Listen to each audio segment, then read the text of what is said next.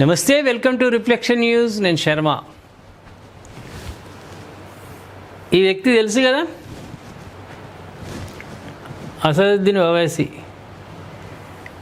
MIM flop show, 9% ఓట్లు.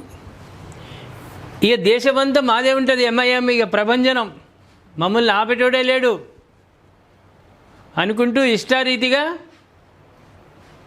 దేశం గురించి, హిందువుల గురించి, బీజేపీ గురించి ఇక ఆయనకు నచ్చకుంటే ఏ పార్టీనైనా తిరుగుతాడు. ఇక పార్టీని, ముఖ్యమంత్రిని, ఒక రకమైనటువంటి నమ్మకం. ఇక దేశం అంతా మేమే, ఇక రేపు వచ్చేది దేశ కేంద్రంలో మాదే. నేను సీఎంనైతా, అది పిఎంనైతా, మా తమ్ముడు డిప్యూటీ ప్రైమ్ మినిస్టర్ అవుతాడు, ఇక అంతా మాదే అనే స్థాయిలో మాట్లాడతాడు. ఇప్పుడు ఏమైంది? బీహార్లో 5 గెలిచిర్రు, పశ్చిమ బెంగాల్లో 12 మందిని నిలబెట్టిండు. అది ముస్లిం కమ్యూనిటీ వాళ్ళు ఉన్న దగ్గరనే, వేరే దగ్గర కూడా కాదు, వాళ్ళు ఎక్కువ ఉన్న దగ్గరనే 12 మందిని నిలబెట్టిండు. 9% ఓట్లు పడ్డాయి, డిపాజిట్ కాలంతా ఇది. ఇప్పుడు ఏమంటావు మరి? ఇప్పుడు ఏమంటావు? ఎప్పటికి ఒకటే నడవదు, వాళ్ళలో కూడా మార్పు వచ్చింది. ముస్లింల హిందూ అమ్మాయిని ఇండిపెండెంట్ అబ్బాయికి పట్టం కట్టిర్రు, తెలుసా? మారుతున్నారు, మీరు జడగొడుతున్నారు. నువ్వు మీ కమ్యూనిటీ వాళ్ళని నువ్వు రెచ్చగొట్టే మాటలతో జడగొడుతున్నావు, కానీ వాళ్ళకు కూడా ఉంది భారతదేశం. భారతదేశం అంటే గౌరవం, హిందువులంటే గౌరవం,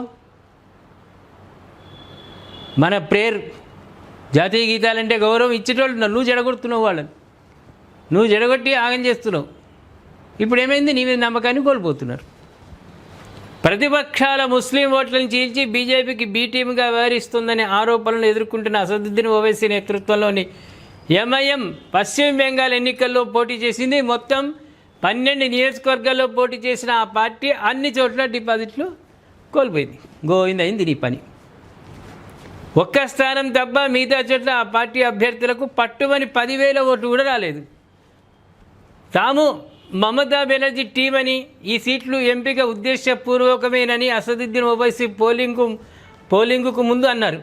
తృణమూల్ కాంగ్రెస్ మాజీ నేత హుమాయూన్ కబీర్ ఏర్పాటు చేసిన ఆమ్ జనతా ఉన్నయన్ పార్టీతో ముందు ఎంఐఎం పొత్తు పెట్టుకుంది. కానీ టీఎంసీ మైనార్టీ ఓట్లను చీల్చడానికే కబీర్కు బీజేపీ సాయం చేస్తుందని ఆరోపిస్తున్న వీడియో బయటకు రావడంతో ఆ పార్టీతో కటిఫ్ చేసుకున్నాడు. ఇప్పుడు ఏమైంది? నీ పని గోయిందయింది.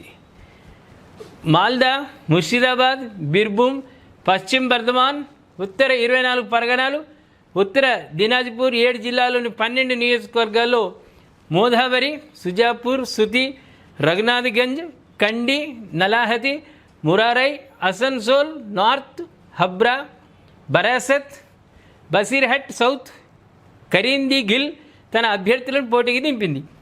ఎస్ఐఆర్లో అధికంగా ఓట్లు తొలగించిన 10 సీట్లలో సుతి, రఘునాథ్గంజ్ కూడా ఉన్నాయి. కరీంది ఘీలోను 31,562 ఓట్లను తొలగించారు. మీరు మమతా బెనర్జీ గెలుతురు. రాష్ట్రాన్ని సర్వనాశనం చేసేందుకు ఒకవేళ ఓట్లు తీసేయకుంటే, దొంగ ఓట్లను తీసేయకుంటే మీరే మీ ఇష్టారాజ్యం అయిపోవు. బయట నుంచి వచ్చిన వాళ్ళకు మీరు బ్రహ్మరథం బట్టి రెడ్ కార్పెట్ పరిస్థితి అవన్నీ ఏమైనా తీసిపడేసుడు. ఏంగా బీజేపీ ఢంకా మోగించింది. మమతా బెనర్జీ గారు ఆమెనే ఓడిపోయింది స్వయంగా. ఇక పార్టీని పక్కన పెట్టు, ఆమెనే ఓడిపోయింది. ఇక్కడ నీ పని ఏమైంది? అసదుద్దీన్ గారు గల్లంత అయిపోయింది, డిపాజిట్లు గల్లంత అయిపోయింది. ఒక దగ్గర డిపాజిట్ దక్కిందట, కానీ మీద ఎక్కడ దక్కలేదు. ఇట్లున్నది మీ వ్యవహారం. అందుకే మరీ అహంకారాలకు పోకండి. ప్రజలతో వాళ్ళ డెవలప్మెంట్ చూడండి. మీరు ఎమ్మెల్యేలు అయినరు, నీకు ఓటేసిన వాళ్ళతోటి వాళ్ళకి గెలిపించినందుకు వాళ్ళకు అభివృద్ధి చూడు. వాళ్ళ అభివృద్ధి కానీ ఒంటే దుప్పకడకు పోతే రేపు మీరే కాదు ఏ పార్టీ అయినా గోవిందా పట్టు అనిపిస్తారు. పబ్లిక్ డిపాజిట్ గలంతి చేస్తారు, ప్రజల చేతులు అట్లుంది. కాబట్టి ఇప్పుడు ఎంఐఎం పార్టీ అనేది దేశంలో నమ్మకాన్ని, ముస్లింలలోనే నమ్మకాన్ని కోల్పోయింది. ప్రేక్షకులు ఏమంటారు? ఓవైసీ డౌన్ మూమెంట్కి వచ్చిండు, దాని నుంచి కామెంట్ రూపంలో తెలియజేయండి. సబ్స్క్రైబ్ చేసుకోండి, షేర్ చేయండి.